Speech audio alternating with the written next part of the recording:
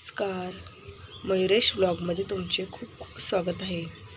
तर 26 तारखेला चंपाषष्ठी आहे आणि या चंपाषष्ठीला तुम्ही श्री खंडोबा अष्टक, श्री मल्हारी खंडोबा अष्टक देवापुढे म्हणून दाखवा।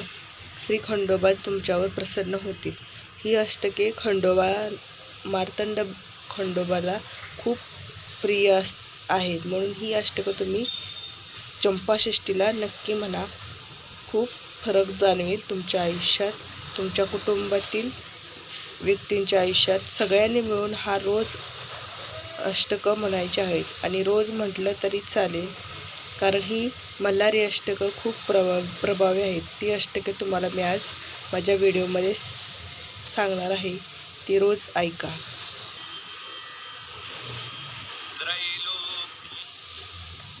त्रैलोक्य मणिमल्ल दैत्य सकळा अजिंक्य झाले मही, तेही ब्रह्म यज्ञे महवने विद्वसिली सर्वही, आला ते समयी सदाशिव स्वये सांडोनी ब्रह्मांड हो, तो हा पाहू चला कृपा जलनिधी मल्हारी मार्तंड हो।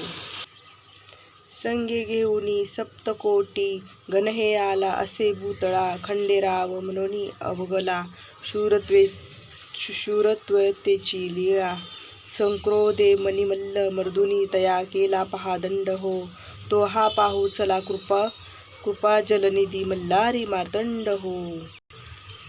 संतोषे गण सर्वदा उधळीती भंडार देवावरी, झालासे विजयी मनोनी दिवट्या लावणी पेबरी,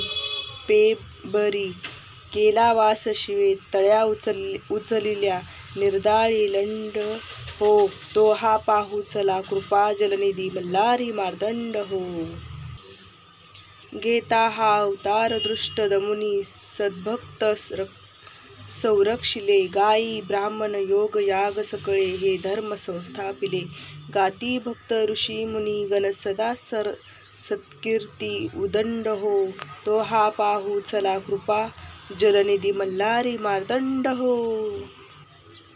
प्रारंभी स्थळे पेबरी तदपुरी पालीस आला असे, नळदुर्गी तिसरे विशेष चौथे हे जेजुरीचे दिसे, ऐसी योजुनी स्थानके विचारितो पृथ्वीत नवखंड हो, तो हा पाहू चला कृपा जलनिधी मल्हारी मार्तंड हो।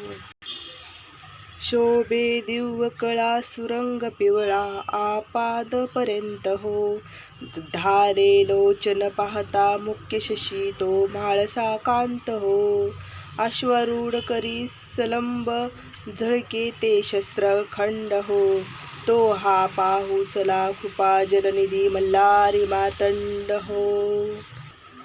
ऐशा या कुलदेवतासी नमुनी जो नित्य भावे भजे, त्याला काय उणे न मागता तरी अप्राप्त तेही दिजे, दासा देईल भुक्तिमुक्ती समूळी वारुणी पाखांड हो, तो हा पाहू चला कृपा जलनिधी मल्हारी मार्तंड हो।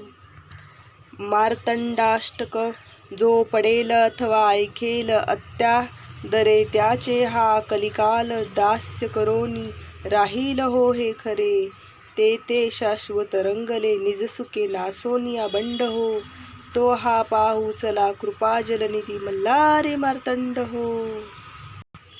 तर अशी आहेत श्री मल्हारी मार्तंड खंडोबा देवाची अष्टकं। ही अष्टकं तुम्ही रोज म्हणा, तुमच्यावर खंडोबाची कृपा होईल आणि तुमच्या कुटुंबावरही खंडोबा प्रसन्न होतील। येळकोट येळकोट, जय मल्हार, सदानंदाचा येळकोट। धन्यवाद।